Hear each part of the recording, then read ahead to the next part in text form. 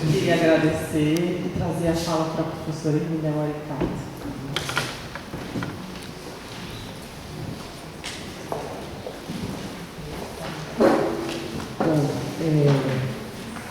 É isso mesmo. Então, para mim parece que está tudo tão claro que só não está claro o que nós estamos esperando para começar a reagir e buscar um outro caminho. Mas vamos lá. Eu acho que nós evidentemente temos que reconhecer que nós constituímos um movimento importantíssimo. Eu acho que o movimento de reforma urbana, claro, muita gente não sabe disso, né? Ele retoma a luta dos arquitetos de 64, né? Ele retoma uma luta que era o que estava presente não só na sociedade brasileira, mas em toda a América Latina, das reformas de base, né? Mas a reforma urbana, o Brasil não era majoritariamente urbanizado, a reforma urbana era um bebê quando toda essa tentativa de emancipação da base da sociedade brasileira, de pré-64, foi esmagada com o golpe de 64. Né? E, de novo, nós retomamos um rumo que o capitalismo internacional, aliado à burguesia nacional, nos impôs, né? Que é o que está acontecendo exatamente agora, uma outra tentativa de retomar um outro curso, o curso desses interesses. Né? Bom, nós constituímos, então, um movimento. Por que eu digo que ele foi importante? Ele foi nacional. Ele pegou não só movimentos sociais, como também universidade, professores, pesquisadores, ONGs, vários setores profissionais, e nós começamos a eleger vereadores, prefeitos, depois nós elegemos deputados, por exemplo, a Comissão de Desenvolvimento Urbano, criada no Congresso Nacional, ela foi eleita por alguém que era ligado a nós, que era o Zezé Ribeiro, não é? Então, talvez a gente tenha, é como quando a gente toma um porre. A gente foi crescendo tanto e ocupando espaço e ganhando cargos, não é? E que eu acho que realmente a gente foi engolido pela institucionalidade. Eu concordo totalmente com o que foi falado aqui, né? Mas do ponto de vista primeiro vamos pensar um pouco do ponto de vista de quem lida profissionalmente com a questão do espaço urbano, né? Não deveríamos ser só nós, engenheiros, arquitetos, assistentes sociais, advogados, que eram os que estavam, os transporteiros, de um modo geral, que estavam dentro da reforma urbana. Sem dúvida nenhuma, o pessoal da saúde deveria estar, o pessoal da saúde e da educação, a gente deveria ter tido uma ponte muito maior com eles, que é o que está começando a acontecer agora, né? Mas nós constituímos um know-how. O que é o know-how? Um saber fazer, não é? Que está presente hoje. Eu estava conversando com a Angela Gordillo aqui antes, que está presente ali nas experiências de Salvador, que está muito presente em Belo Horizonte. Belo Horizonte, eu estava falando para o Geraldo e para a Luísa, que tem uma revista da Urbel, que você percebe que tem um quadro técnico. O que eu estou dizendo que é essa herança importante desse período, né? São quadros que entram na cidade irregular, ilegal, construída pelos próprios moradores, e tiram risco, e leva saneamento, e leva condições de moradia, e leva uma outra condição de sustentabilidade, uma condição ambiental, enfim, torna aquilo cidade. Isso não é banal, viu, gente? Isso não é banal. Isso é conhecimento acumulado, desenvolvido, e isso nós temos. Só que nós estamos voltando atrás. Em muitas cidades você não tem mais esse corpo técnico, não é? Que sabe fazer isso, que colocou junto geólogos, geógrafos, engenheiros de estrutura para resolver esses problemas, não é? Então, nós temos um conhecimento técnico, aliás, na produção de moradia, no Minha Casa Minha Vida Entidades, que chegou a ser nem 2% do Minha Casa Minha Vida, é a única parte do Minha Casa Minha Vida que é a herança desse círculo virtuoso de política urbana. E eu quero aqui fazer um parênteses, eu vou pedir para a Karina contar um minuto, que no clipe do CAU, Conselho de Arquitetura e Urbanismo, que nós, aliás, lutamos para criar, para nos desligarmos dos engenheiros, agrônomos, etc., veio uma notícia de um assessor do PSDB no Congresso Nacional, que uma reportagem que saiu no Estadão. Ele é um horror. Eu não entendo como é que o CAU se coloca a serviço de colocar para os arquitetos. Isso mostra a regressão, isso é evidente que mostra a nossa regressão. Que o sujeito acaba com Minha Casa Minha Vida entidades. Ele não acaba com isso que foi denunciado aqui, que são, pelo Kelsey e pela Gondina, com esses conjuntos, depósito de gente fora da cidade. Ele está acabando com o que Minha Casa Minha Vida tem de melhor, que é o Minha Casa Minha Vida Entidades, que é aquilo que deu boa arquitetura, participação social, qualidade na construção. Isso mostra. Agora, eu estava falando para o Tom ontem até. Isso aí nós vamos resolver. Ou não vamos, colegas arquitetos que estão aqui? Vamos! Porque não é possível. Isso não depende do Congresso Nacional. Isso não depende de forças externas atuando no país e não depende da burguesia nacional. Isso depende de nós, arquitetos. Não admitir, ou esse CAU põe no clipe todas as nossas posições, ou não põe nenhuma. Porque é partidário aquilo que eles estão indo. Não é partidário só quando é petista, não. Deixa eu acabar com essa história. Não é? Bom, deixa eu acalmar para continuar.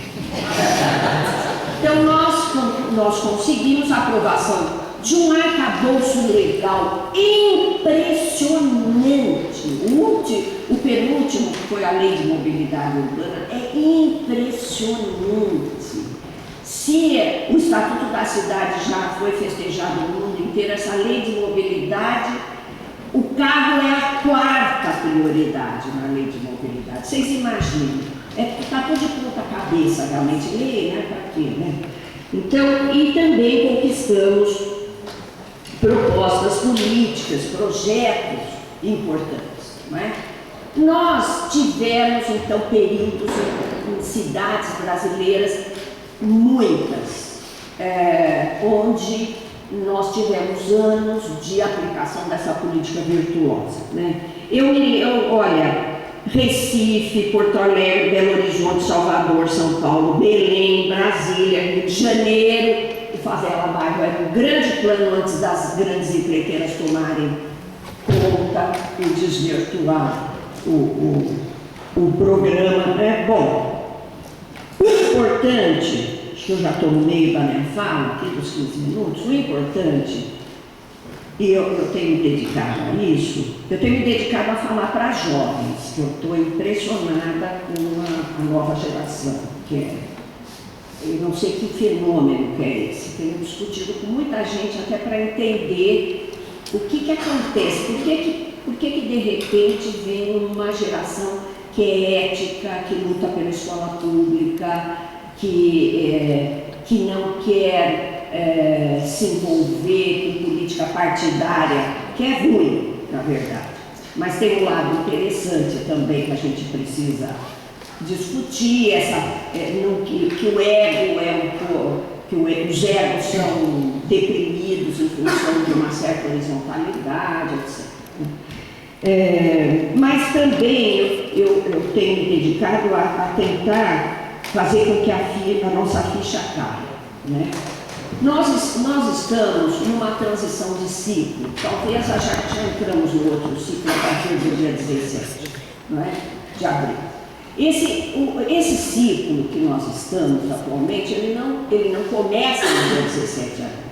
Ele começa no momento, eu acho que a Lourdinha, o Kelson deixaram isso claro, ele começa no momento em que a nossa política urbana foi sendo esvaziada pelas próprias forças de esquerda, não é? O Minha Casa Minha Vida, por exemplo, eu posso falar isso tranquilamente, porque eu falei no aniversário do PT, os 36 anos, que eu fui convidada a participar. O Minha Casa Minha Vida não é um programa de esquerda. O Minha Casa Minha Vida é um programa extremamente desenvolvimentista, mas de direita. Por quê? Porque é um programa importante, sim, para a criação de empregos e crescimento econômico. Assim como foi importante para o crescimento econômico e para a criação de emprego, a desoneração para a compra de automóveis, que vocês viram aí. Então, eu acho que quando o governo federal assumiu esse neodesenvolvimentismo, eu estou usando uma expressão do Brescia Pereira, ele condenou as nossas cidades. E eu pude falar isso em todos os lugares. Quando eu vi a desoneração dos automóveis, em 2012 eu escrevi alguma coisa como acabar com a perplexidade e passar à ação. Porque nós estávamos perplexos com o boom imobiliário, sem regulação, o Estado ajudando na exceção das legislações, nas PPPs, etc., não é? Faz um grande processo de gentrificação, expulsando a população para a periferia, quando não ajudava até com Minha Casa Minha Vida, não é? E o transporte coletivo que nós não tínhamos recuperado, transporte coletivo em ruínas, nós temos uma invasão do número de carros. Olha, eu tenho tudo isso na cabeça, não vai dar tempo de dar para vocês. Nós estamos matando 43 mil pessoas por ano de acidente de trânsito no Brasil, né? Tem um custo disso, né? E deixando incapacitados ou acidentados 400 mil pessoas. Isso são dados do SUS. Na NTP a gente acha dados incríveis. Nós triplicamos o número de motos e a gente duplicou o número de automóveis em 10 anos, né? E o transporte coletivo? O transporte coletivo é isso aí. São Paulo, 2 horas e 42 minutos. É o tempo médio de viagem. Então andamos para trás. Andamos para trás. Apesar do nosso talento, apesar da nossa construção impressionante, eu acho que nós não podemos perder a memória e o orgulho do que nós fizemos. Mas a partir de um certo momento, isso aí... E eu achei engraçado que era que os movimentos sociais ficaram fazendo conferência municipal, com a conferência estadual para ir para Brasília, para propor uma outra lei. E aí propunha a lei, não acontece nada, mais uma lei melhor do que a anterior, mais avançada ainda. Esse que a ficha tem que cair é o mais urgente, a ficha tem que cair. Nós temos que recomeçar. E não é recomeçar do zero, felizmente. E aí eu quero falar um pouco então das propostas, não é? Primeiro, junho de 2013 marcou também uma parte do fim da transição desse ciclo. Em junho de 2013, a hegemonia do PT sobre as ruas, os movimentos de rua no Brasil, ela acaba ali. E ali nós vimos que se abre um espaço de participação de jovens, pós-PT, eu costumo dizer uma era pós-PT, e da direita, né? Representada pelo seu partido fundamental, que é a mídia do mainstream, né? Então, a partir daí, eu acho que nós começamos, muita gente começou a fazer autocrítica, né? Do fato do espaço institucional ter nos engolido. E o que eu acho que tem para frente? O Kelson, quando ele descreve a situação da Baixada, e o Ben estava me falando hoje, se nós vamos construir alguma coisa, tem que ser um plano contra a barbárie. Eu lembro, quando o Kelson fala da Baixada, eu fico pensando, é isso mesmo, nós temos que fazer uma proposta, refazer, repensar uma proposta de reforma urbana contra a barbárie. Eu fico com medo de falar isso porque está sendo filmado aí, mas também não precisa ter bola de cristal para adivinhar que o Rio de Janeiro vai explodir depois das Olimpíadas, se não durante, não é?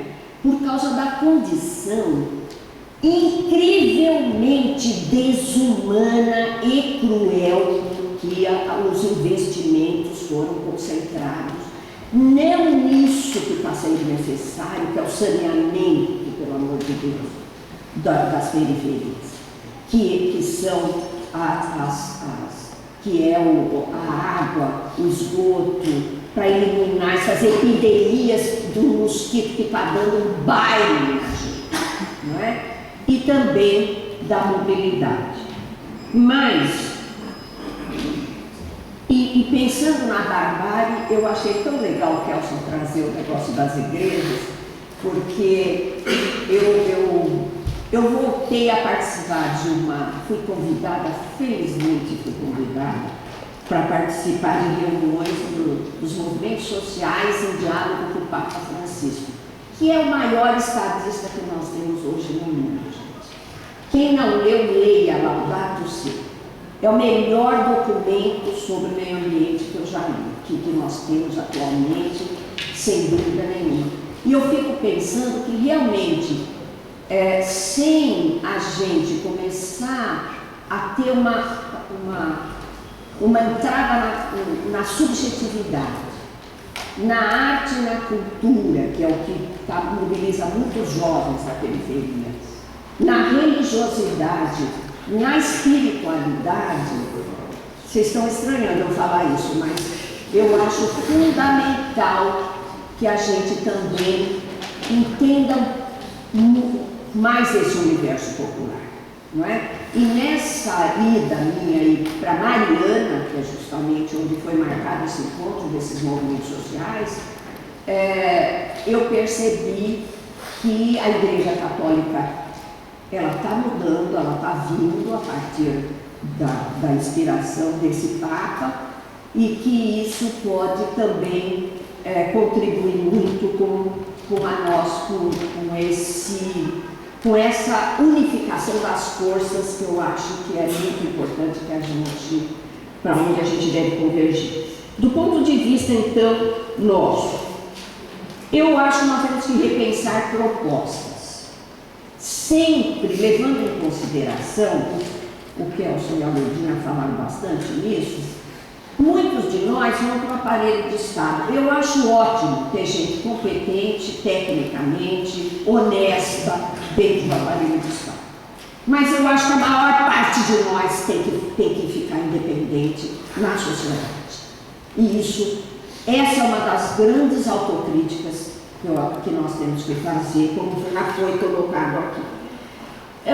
Mas eu acho que nós temos que repensar propostas. As propostas sempre foram muito importantes para dar rumos para os movimentos sociais. E nós fazemos parte dos movimentos sociais. Então, repensar propostas, o Kelson falou sobre isso. Eu não entendo por que os arquitetos ainda não conseguiram se reunir para fazer uma avaliação da condição atual Nós nunca nos reunimos para fazer uma avaliação do Minha Casa Minha Vida como federação, sei lá do que, frente de arquitetos, qualquer coisa que a gente consiga.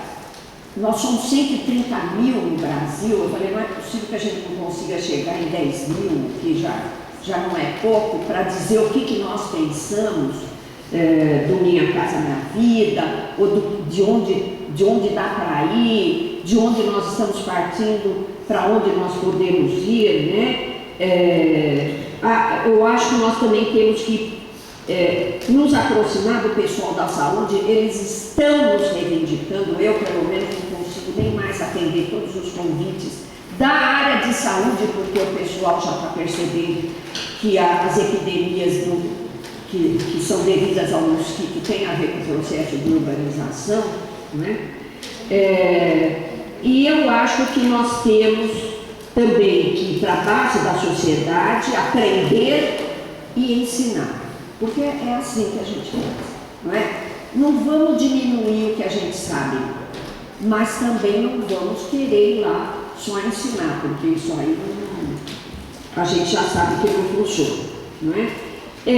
Eu acho que nós temos eleições municipais aí próximas, isso é muito importante dentro da conjuntura atual, mas já deu para perceber, olhando pelo menos onde eu vejo mais próximo, tenho mais contato São Paulo e Rio de Janeiro, que os partidos que estão num espectro mais democrático e social não estão a fim de fazer acordo, retirar candidatura, o que eu acho muito complicado. Eu acho uma falta de consciência sobre o momento. Eu soube que no Rio de Janeiro há um acordo entre três bons candidatos. Olha que coisa impressionante. 3. E olha que coisa impressionante como o espaço eleitoral e de disputa eleitoral acaba absorvendo a maior parte das forças. Não é? Ninguém acredita em ficar na sociedade, organizando a sociedade, lutando nas ruas, que é uma coisa que a gente redescobriu, não é isso? Então, o papel, já que nós não podemos influenciar nessas candidaturas, buscar alguns acordos, mas principalmente eu acho que nós devíamos começar a pensar do papel dessas eleições municipais para a gente retomar o protagonismo do poder local. Porque foi no poder local que nós fizemos o nosso círculo virtuoso, né? Então, retomar o protagonismo das cidades e aí nós precisamos sim discutir regiões metropolitanas, porque depois que montarem esse nível federativo sem voto, pode ser tarde. Eu acho que nós temos que ter uma interferência nessa história. Vocês vão falar, bom, nós estamos fracos. Nós não estamos tão fracos, gente. O Ministério da Cultura foi recriado, o militar que ia dirigir a FUNAI caiu, o Minha Casa Minha Vida Entidades, no dia que o MTST fez manifestação nas ruas, na Avenida Paulista, ele foi retomado. Nós não estamos tão fracos assim, não é? Eu acho que a nossa fragilidade é a fragmentação. Agora, para quem acompanhou mídia ninja durante o período aí imediato após o impeachment, a primeira fase, né? Vocês viram que tem uma energia louca nesse país, mas fragmentada. Por isso que eu acho que nós temos que trabalhar para uma unidade. Então, cada um no seu nicho, fortalecer, se organizar, mas acima de tudo, tentar chegar perto das duas frentes que estão organizadas, a Frente Brasil Popular e a Frente Povo Sem Medo, para que a gente consiga fazer a nossa parte e tentar contribuir com a parte do todo. A última coisinha que eu queria dizer, eu acho que existe uma questão estratégica para a qual a gente precisa pensar um pouco. Nós temos uma legislação que diz respeito ao urbano que não é cumprida e que o judiciário desconhece. Eu costumo falar isso toda a palestra que eu faço, mas eu falo por falar e agora eu fiquei pensando, mas é grave isso. Como é que a gente pode ter um arcabouço legal que é ignorado pelo judiciário? Então, nós temos uma brecha por onde entrar. Exigir o cumprimento das leis, principalmente por parte de um poder que ganha tanto e que teve 40% de aumento. Comparem o salário de um arquiteto, de um engenheiro municipal, até médico, com o salário de um procurador, de um juiz. Então, o mínimo que nós temos que exigir é que eles se informem e estudem. Eu acho que, para quem quer começar com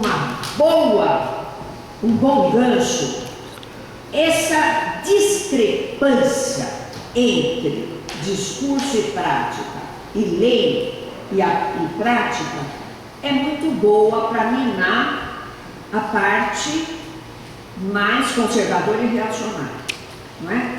Porque o trabalho de base, Lourdinha, nós temos que voltar a fazer, todos nós. Muito obrigada, gente.